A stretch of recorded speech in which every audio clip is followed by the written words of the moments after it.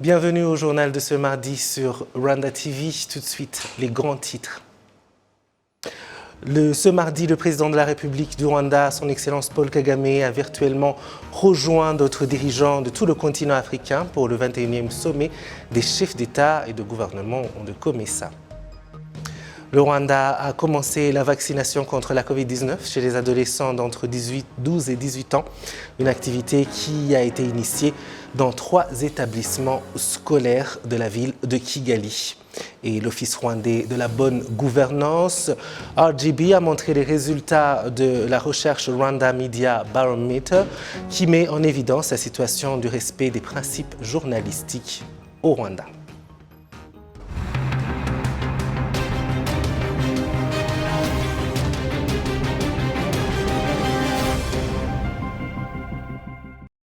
Encore une fois, bienvenue, chers téléspectateurs de la télévision rwandaise. Je suis David Carmel Ingabire et c'est une joie de vous retrouver. Je vous le disais en titre, le président de la République, son Excellence Paul Kagame, a virtuellement rejoint d'autres dirigeants de tout le continent africain pour le 21e sommet des chefs d'État et de gouvernement du COMESA pour discuter des questions prioritaires d'intégration économique et passer en revue l'état de la pandémie de Covid-19 dans la région. Le président Paul Kagame a noté que le programme d'intégration de l'Afrique sera réalisé en continuant à placer la stabilité au premier plan de la croissance et du développement du continent, tout en se concentrant également sur l'utilisation de la technologie dans le secteur des affaires. Suivez. Indeed, COMESA did not lose sight of its agenda during the COVID-19 pandemic. Même en pleine pandémie Covid-19, le COMESA n'a pas perdu de vue ses objectifs et stratégies de facilitation des affaires. Le fait que la réunion des ministres a approuvé la stratégie de commerce en ligne du COMESA l'an dernier est révélateur de la volonté de poursuite des activités communautaires. Bien qu'il s'agisse d'une étape, l'établissement d'un système digital de faire les affaires, l'action ne doit pas se limiter à cela, car nous devons également nous assurer que nos citoyens parviennent à l'utiliser. Permettez-moi de revenir sur la façon dont nous pouvons le faire ensemble. Tout d'abord, nous devrions faire plus d'efforts pour mobiliser et aider à améliorer la connaissance des utilisateurs dans le domaine de la technologie. Au Rwanda, nous donnons priorité à l'intégration du digital dans la réalité économique afin d'atteindre un taux d'alphabétisation numérique par adulte de 60% d'ici 2024. Des efforts combinés de la COMESA et des États partenaires peuvent faire la différence dans la quête de l'intégration numérique, au digital, au commerce. Ensuite, nous devons mettre en place des politiques qui soient abordables et efficaces, qui garantissent transparence et sécurité pour les opérations commerciales en ligne et dans le commerce transfrontalier dont peuvent bénéficier les petites et moyennes entreprises. Le COMESA Business Council a déjà commencé le processus et nous l'encourageons, nous le soutenons. Il y a beaucoup de jeunes entrepreneurs sur le continent que nous ne pouvons pas laisser derrière. Et pour finir, le programme d'intégration du continent africain ne sera atteint que si nous mettons en avant la stabilité dans le développement. Nous recevons ce rapport de la 17e réunion des ministres des Affaires étrangères de la COMESA et le Rwanda se réjouit de continuer à travailler avec ses partenaires pour maximiser les opportunités de commerce et de développement dans la région. To maximize the opportunities for trade and prosperity in our region. Le journal continue sur la télévision rwandaise. La Banque européenne d'investissement et le Rwanda, par le biais de la Banque rwandaise de développement, ont signé un protocole d'accord de 30 millions d'euros qui vont appuyer l'investissement dans le commerce au Rwanda. Kassim Youssouf nous en dit plus. Ces accords reposent sur le programme de cette banque de relancer l'investissement et l'économie affectée par la pandémie de Covid-19 en Afrique de l'Est. Le ministre des Finances et de la Planification économique, le Dr Uziel Ndagijimana, a indiqué que les mesures gouvernementales de relance économique reposent essentiellement sur l'appui apporté aux acteurs du secteur privé pour augmenter les nouveaux emplois. We are very thankful to the bank for support not only the government but also the private sector. Nous remercions cette banque pour le soutien qu'elle apporte non seulement au gouvernement mais aussi au secteur privé. Et récemment, il y a eu des accords similaires d'aide aux banques commerciales telles que BK et I&M Bank d'une valeur d'environ 55 millions de dollars et ajouté aux présents accords signés avec la BRD. Il s'agit d'une bonne action qui aide à renforcer la capacité de nos banques à accorder des prêts aux opérateurs économiques locaux.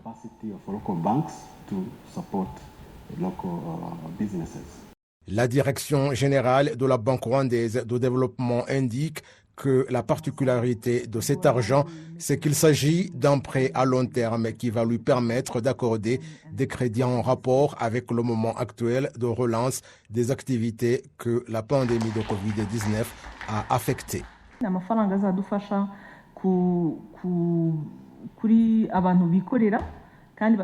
C'est l'argent qui va nous aider à appuyer les acteurs du secteur privé ayant des projets qui vont permettre la relance du pays ou de l'économie. Je dirais qu'il ne s'agit pas de l'argent pour l'aide d'urgence, mais plutôt de l'argent à investir dans divers secteurs ou domaines susceptibles d'aider la consolidation de l'économie. Il s'agit notamment de l'agriculture, de l'industrie, de la santé, de l'électricité, mais dans tous ces secteurs, on va insister sur les jeunes et les femmes. C'est l'argent qui sera donné selon les règles de la BRD et les gens savent comment contacter les services de la BRD. Comme il s'agit d'un prêt à long terme, entre 7 et 10 ans, il va permettre au secteur privé d'avoir des prêts à long terme qui sont, comme vous le savez, rares. La direction de la Banque européenne d'investissement et le représentant de l'Union européenne admettent tous que le Rwanda est un pays modèle dans des activités permettant de tirer la population des problèmes que la pandémie de Covid-19 a entraînés et que c'est pour cette raison qu'il leur est facile de commencer par le Rwanda tous les programmes destinés à l'investissement et le développement dans la sous-région. Ce mardi, le Rwanda va commencer la vaccination contre la Covid-19 chez les adolescents, une activité qui a été initiée dans 3 établissements scolaires de la ville de Kigali pour la catégorie d'âge entre 12 et 18 ans. Ceux qui ont reçu la dose de vaccin l'attendaient impatiemment pour que leur vie reprenne le cours normal. Amandine Dikomasavo nous en dit plus. Au groupe scolaire de Gahanga 1, les adolescents ayant la permission écrite de leurs parents se sont fait vacciner contre la pandémie de Covid-19. Cette activité s'est bien déroulée, comme l'expliquent les élèves qui y ont participé. À la maison, ils savent tous que cette vaccination est importante parce qu'ils en ont également tous reçu leur dose. Ce que j'ai vu chez mon père lorsqu'il était infecté et ce qui me pousse à me faire vacciner. C'était clair qu'il fallait vacciner les plus vulnérables à la base. Mais maintenant, c'est notre tour, le moins de 18 ans. Le vaccin de la Covid-19 est pour ces élèves une preuve tangible que la vie reprend un cours normal sans toutefois courir un grand risque en cas d'infection. La pandémie n'a pas de limite ni d'exception. Tout le monde peut être infecté. Vu qu'il y a même le risque de mourir, j'ai décidé de prendre ma dose de vaccin. La vaccination chez les adolescents ne s'est pas limitée au groupe scolaire de Gahanga 1, mais aussi au collège Saint-André en district de Nyarugenge, ainsi qu'au groupe scolaire de Kagougou en district de Gasabo. Le secrétaire d'État au ministère de l'Éducation chargé de l'enseignement primaire et secondaire s'exprime à ce propos.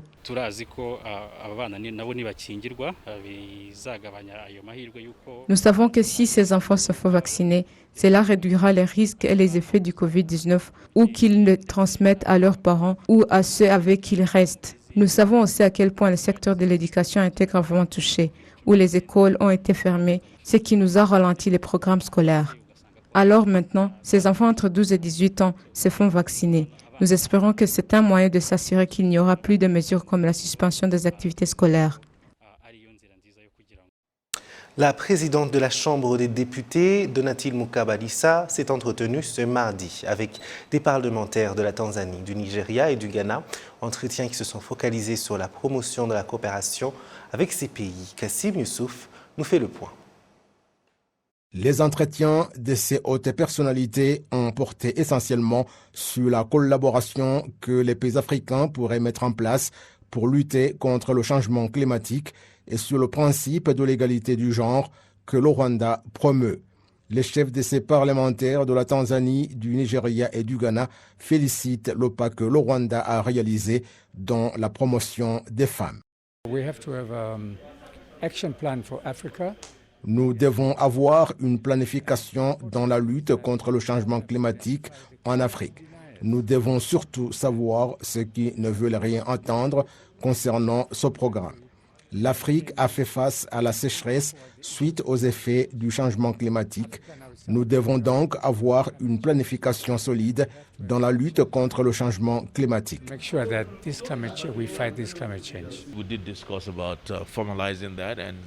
Nous avons discuté sur comment mettre en place un groupe dit d'amitié qui va nous aider à bâtir l'unité entre les deux parlements. Loose alliance between the two parliaments. In general, it focuses on the gender. Nous avons en général parlé du principe du genre, de la constitution du Rwanda et de comment les Rwandais comprennent le principe du genre et de comment les femmes entrent dans les places de prise de décision. Et l'égalité a commencé avec la création parce que Dieu a créé Adam et Ève. Ce qui veut dire que l'homme ne représentera pas toutes les choses. L'homme et la femme doivent avancer côte à côte. Man and woman must move together. Le Rwanda abrite la 17e édition de la conférence des parlementaires des pays africains membres du Commonwealth qui va se focaliser notamment sur ce qui doit être mis en œuvre pour lutter contre le changement climatique. La présidente de la Chambre des députés du Rwanda, Donatille Mukabalisa, indique que les représentants des parlements des pays membres du Commonwealth ont le devoir d'exhorter leur gouvernement à signer les accords visant à mettre en application les mesures de lutte contre le changement climatique. Ce que nous demandons, c'est que les parlements en tant qu'institutions qui jouent un grand rôle dans la mise en exécution des accords internationaux à travers notre attribution du contrôle de l'action gouvernementale, en fait savoir si les gouvernements mettent efficacement en exécution ce à quoi ils se sont engagés. Dans le cadre du perfectionnement de la coopération entre les parlements de la Tanzanie, du Nigeria, du Ghana et du Rwanda, l'on a convenu de mettre en place des groupes d'amitié qui vont se pencher sur la bonne manière d'échanger les expériences dans divers domaines.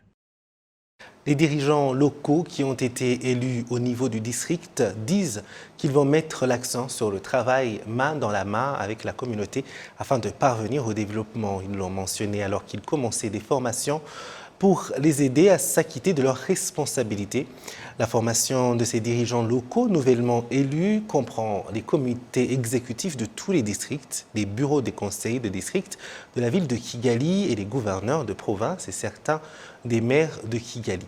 Il se déroule à l'école de formation de la police de Gishali dans le district de Rwamagana où les stagiaires reçoivent des conférences et échangent également des idées en groupe. Certains de ces dirigeants disent que les formations aideront à apporter des changements dans le fonctionnement et l'interaction entre eux et la population afin non seulement de donner la priorité à la communauté mais également de réaliser la vision du pays. Le ministre de l'administration locale, Gatabazi Jean-Marie Vianney, a exhorté les nouveaux dirigeants à ne pas se laisser tomber, le peuple et également à réaliser davantage ce qui a été déjà dit et fait par leurs prédécesseurs et à faire en sorte que la communauté et le pays dans son ensemble puissent bénéficier de leurs projets.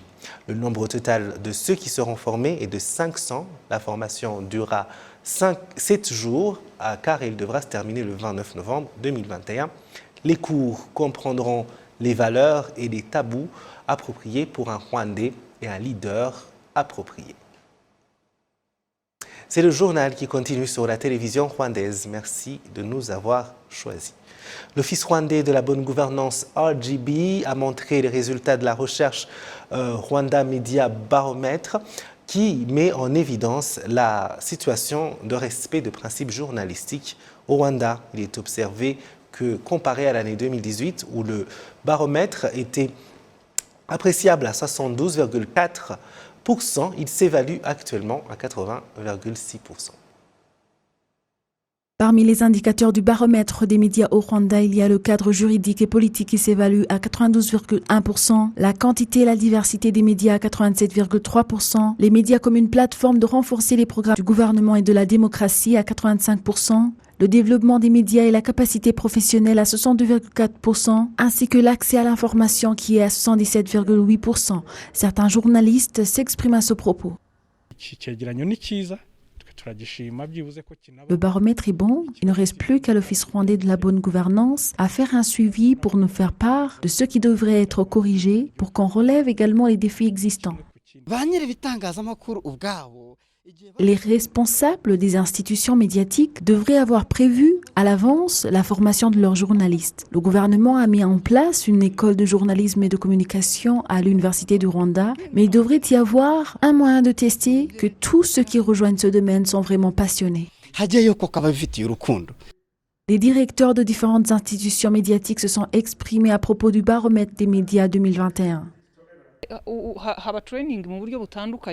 Différents types de formations devraient être organisées, y compris des formations internationales en ligne, et les journalistes devraient être encouragés à y participer. En ce qui concerne le professionnalisme et le renforcement de la capacité, le niveau n'est pas appréciable. Les autorités de l'Office rwandais de la bonne gouvernance indiquent que les mesures ont déjà été prises pour relever ce défi.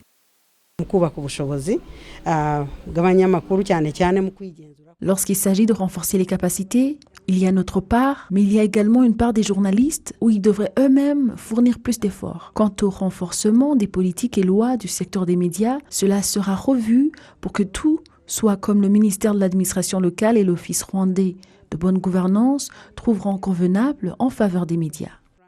L'Office rwandais de bonne gouvernance recommande à ce qu'il y ait une révision des critères pour ceux qui souhaitent exercer le journalisme en tant que profession et exhorte les médias à respecter les lois régissant les travailleurs. Cette institution affirme que jusqu'à 200 millions de francs rwandais ont également été offerts à 25 institutions de médias dans le cadre de la relance de leurs activités suite aux conséquences de la Covid-19. Après avoir constaté les conséquences des changements climatiques sur les récoltes dans sa région, un cultivateur modèle, Moussa Nganya Proté, a décidé de ne plus se fier aux aléas de la météo. Il a commencé à irriguer son champ en y plantant des cultures vivrières variées. Un récit de Patrick Nilidandi. Les effets dévastateurs des changements climatiques sont réels et visibles à Nego, aux alentours du parc national de la Kagera, dans la province de l'Est. Dans cette partie du pays, en pleine saison de pluie, au Rwanda, on s'y croirait en pleine sécheresse. C'est dans cette région que Moussa Nganya Proté a choisi de lancer son projet dans la culture vivrière. Il a indiqué avoir refusé de baisser les bras face aux effets des changements climatiques en prenant des initiatives pour faire vivre son projet.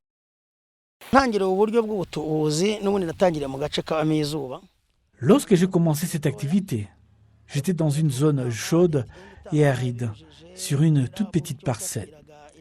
Mais suivant les conseils des autorités du pays et du RAB, qui nous montraient comment irriguer sur des petites surfaces, je me suis lancé dans l'irrigation de mes 3 hectares. Et malgré le soleil intense, j'ai eu une bonne récolte à hauteur de 90%. Moussa Nganya Proté a lancé son projet en louant une terre de 3 hectares pour y planter des cultures vivrières. Mais aujourd'hui, il travaille sur plus de 80 hectares, dont 50 qui lui appartiennent et 30 qu'il loue auprès des différents districts de la province de l'Est. Il indique être fier aujourd'hui d'être parmi les entrepreneurs qui participent à l'autosuffisance alimentaire du pays en produisant beaucoup au lieu d'une importation massive à l'étranger. À part 30 employés permanents, Musanganya Proté indique apporter du travail à 170 travailleurs temporaires. Et avant de passer à l'international, à Kigali se tient le 19e symposium international du réseau de recherche sur les produits naturels pour l'Afrique de l'Est et du Centre, une conférence internationale sur les plantes indigènes et l'alimentation. Les participants soulignent que l'utilisation de produits naturels tels que les plantes à des fins thérapeutiques est l'un des facteurs clés qui peuvent contribuer à résoudre certains défis mondiaux. Patrick Nididandi, encore une fois. Les réseaux de recherche sur le produit naturel en Afrique de l'Est et du Centre, NAPRECA, a été conçu par des scientifiques d'Afrique de l'Est et du Centre qui ont participé au 14e symposium international sur la chimie des produits naturels en Pologne en 1984. Sa création est née de la prise de conscience de l'Afrique était riche en biodiversité mais pauvre en recherche et développement en produits naturels. NAPRECA est devenu un réseau à part entière et a commencé à fonctionner en 1988 après avoir été affilié à l'UNESCO comme l'un de ses programmes de réseau. Un conseil de coordination du NAPRECA a tenu sa première réunion à Addis Abeba en mars 1988. L'objectif principal de NAPRECA est d'initier, de développer et de promouvoir la recherche dans le domaine des produits naturels dans le pays d'Afrique centrale et orientale et de coordonner et maintenir des liens inter- et intra-régionaux entre les différents groupes de recherche. Les activités des réseaux comprennent des symposiums semestriels sur les produits naturels et des ateliers destinés à exposer les jeunes scientifiques du domaine de la recherche sur le produit naturel aux techniques les plus récentes et à maintenir la vitalité des activités du réseau dans les différents pays membres. Des rapports de développement scientifique sont également réalisés au cours de ces ateliers auxquels participent non seulement des chercheurs en produits naturels des deux régions, mais aussi des scientifiques d'autres pays africains et d'autres continents. Le professeur Théoneste Muhinzi, chercheur à l'université du Rwanda, déclare que même s'ils sont toujours confrontés à des défis tels que le manque d'instruments appropriés, ils essaient de travailler sur différentes plantes disponibles au Rwanda. De son côté, le président du NAPRECA, le professeur Dr Raymond, est revenu sur les potentialités africaines en plantes médicinales ainsi que de nombreuses ressources naturelles du continent, en déclarant que les capacités existent également, en donnant comme exemple celle des guérisseurs traditionnels pour développer une recherche basée sur les résultats.